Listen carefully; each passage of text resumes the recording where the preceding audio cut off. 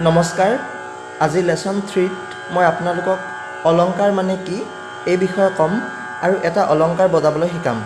স্বৰৰ বিভিন্ন যোগাযোগেৰে ক্ৰমিক আৰোহণ অৱৰোহণ কৰাকে অলংকাৰ বোলে। অলংকাৰৰ প্ৰধান বৈশিষ্ট্য হ'ল যে ইয়াত আৰম্ভণিৰ পৰা শেষলৈকে এটা নিৰ্দিষ্ট প্যাটাৰ্ন বা আৰ্হিত স্বৰ সমষ্টিবোৰ সজোৱা হয়। বহুতো সংগীতজ্ঞই অলংকাৰক পাল্টা বুলিও কয়। অলংকাৰৰ বিষয়ে মই যিখিনি কথা ক'লোঁ গোটেই কথাখিনি মই ডেছক্ৰিপশ্যন বক্সত দি দিম, আপোনালোকে তাৰ পৰা নোট বনাই ল'ব পাৰিব। সাধাৰণ ভাষাত ক'বলৈ গ'লে অলংকাৰ মানে হৈছে যিবিলাক স্বৰ হাৰমনিয়ামত ব্যৱহাৰ কৰা হ'ব সেই স্বৰবিলাক, যিবোৰ উদাহৰণস্বৰূপে সা ৰে গা মা পা ধা নি সা এইবিলাক হৈছে স্বৰ।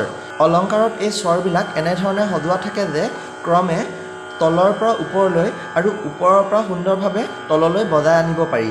এইটো তলৰ পৰা ওপৰলৈ বজোৱা যিটো প্ৰক্ৰিয়া, অৰ্থাৎ সা ৰে গা মা পা ধা নি সা এই ধৰণে তলৰ পৰা ওপৰলৈ বজোৱা যিটো প্ৰক্ৰিয়া, এই প্ৰক্ৰিয়াটোক আৰোহণ বুলি কয়। আৰু ওপৰৰ পৰা তললৈ বজোৱা যিটো প্ৰক্ৰিয়া সেইটো হৈছে অৱৰোহণ। অৱৰোহণ হৈছে সা নি ধা পা মা গা ৰে সা। তাৰমানে সা ৰে গা মা পা ধা নি সাটো হৈছে আৰোহণ আৰু তাৰ যিটো ওলোটাকৈ বজোৱা যিটো প্ৰক্ৰিয়া সেইটো হৈছে অৱৰোহণ। আৰু এই ধৰণে আৰোহণ অৱৰোহণ কৰাৰ যিটো প্ৰক্ৰিয়া সেইটোৱে হৈছে অলংকাৰ। অৰ্থাৎ স্বৰসমূহ ক্ৰমে তলৰ পৰা ওপৰলৈ আৰু ওপৰৰ পৰা তললৈ যিটো সজাই যি ধৰণে বজোৱা হয় বা গোৱা হয় সেই প্ৰক্ৰিয়াটোৱে হৈছে অলংকাৰ। আৰু অলংকাৰত স্বৰসমূহৰ এটা নিৰ্দিষ্ট ক্ৰম থাকে।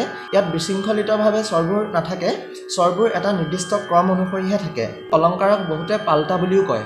আপুনি যদি নিখুঁতভাৱে হাৰমনিয়াম বজাবলৈ বিচাৰে বা হাৰমনিয়ামত গানসমূহ বজাব খোজে তেন্তে অলংকাৰ শিকাটো অতি প্ৰয়োজনীয়। অলংকাৰ সদায় ৰিদম বা তালত প্ৰেক্টিছ কৰিব লাগে বা হাততালি বজাই প্ৰেক্টিছ কৰিব লাগে।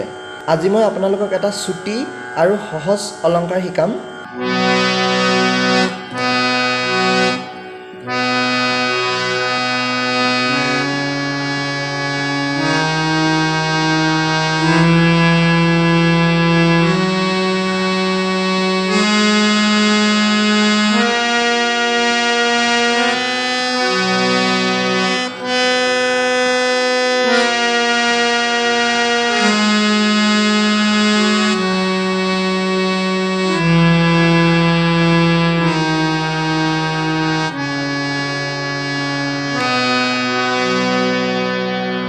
এনেধৰণে সা ৰে গা মাটো তলৰ পৰা ওপৰলৈ আৰু ওপৰৰ পৰা তললৈ বজাই ল'ব। তাৰপিছত সেইটো অকণমান স্পীডত বজাব।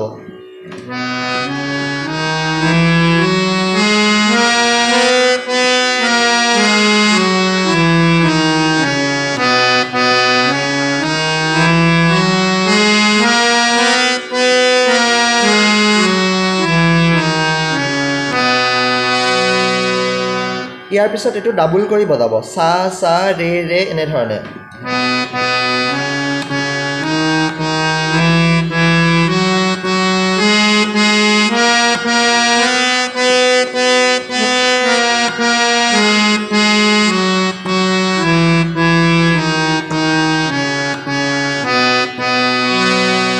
ইয়াৰ পিছত একেটা স্বৰেই 4 বাৰকৈ বজাব।